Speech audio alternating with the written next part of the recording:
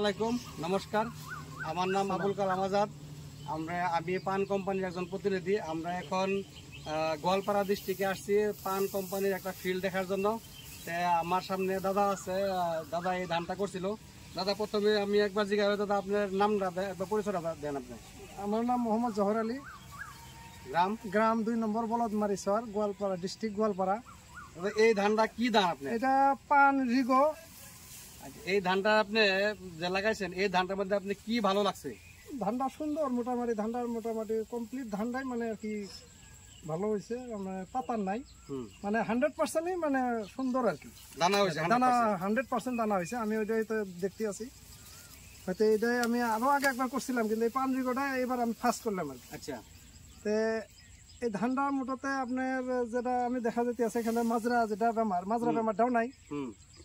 আর আমার যেটা হয়তো ক্ষেত করা হয়েছে, ক্ষেতটা চারিদিকে যেটা আরো পার্শ্ববর্তী ক্ষেত আছে তার চেয়ে আমার সুন্দর ভালো লাগছে। অন্য ধানের তুলনায় আপনার ধরেন এই যে এক্সপোর আছে বা হয়তো আরো বেলেগ ধান আছে, সেই কোম্পানির ধানের থেকে আমার এই ধানটা খুব সুন্দর লাগছে আর খুব ভালো আর কি। আমরা যদি একবার দেখিয়ে দেন এই ধানটা টোটাল আপনার, এটা আমাদের আছে পান কোম্পানির রিগো 2499, আর এই পাশে অন্য কোম্পানির ধান আছে।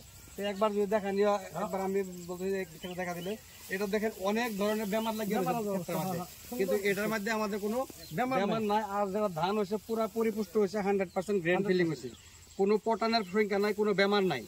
পরবর্তী আপনারা এই ধানটা করবেন কিভাবে? ধানের নামটা মনে হতো পান রিগো 2499 বা পান রিগো বললে কইলে। ঠিক আছে, ধন্যবাদ।